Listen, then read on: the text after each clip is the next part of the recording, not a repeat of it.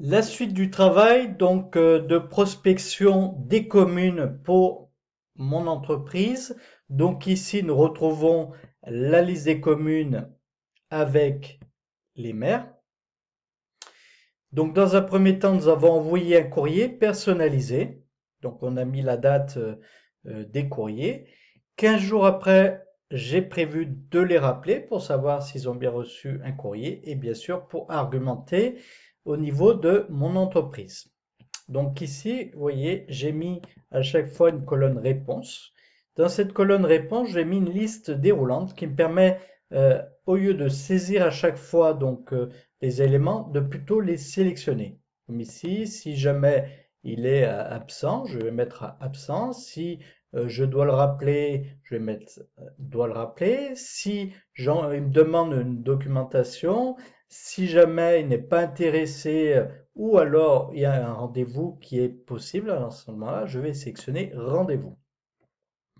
Alors, comment j'ai réalisé cette liste déroulante?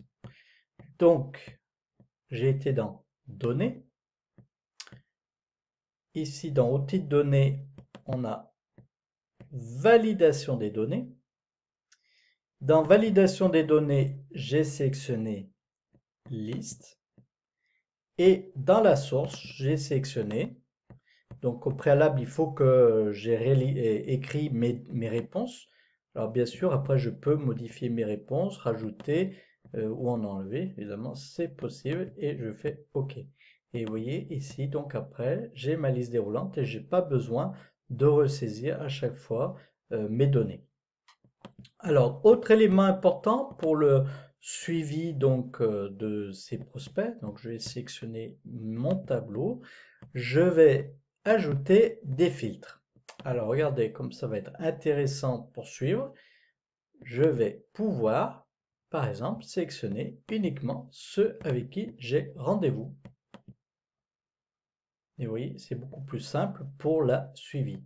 Alors ici, j'ai rajouté une colonne commentaire. Ça me permet d'avoir, par exemple, ici, le maire que j'ai eu au téléphone nous a dit qu'il nous avait connus par rapport à un salon. Et je sais, lorsque je vais avoir rendez-vous avec lui, je vais lui parler de ce salon, de qu'est-ce qui nous a intéressé lorsqu'il nous a vus lors de ce salon. Et puis, donc, ce tableau, vous voyez, permet de faire un suivi. Je pourrais aussi, par exemple, prendre que les communes qui sont dans le 73 et pas dans le 74 pour faire un suivi de prospection précis sur un département, etc.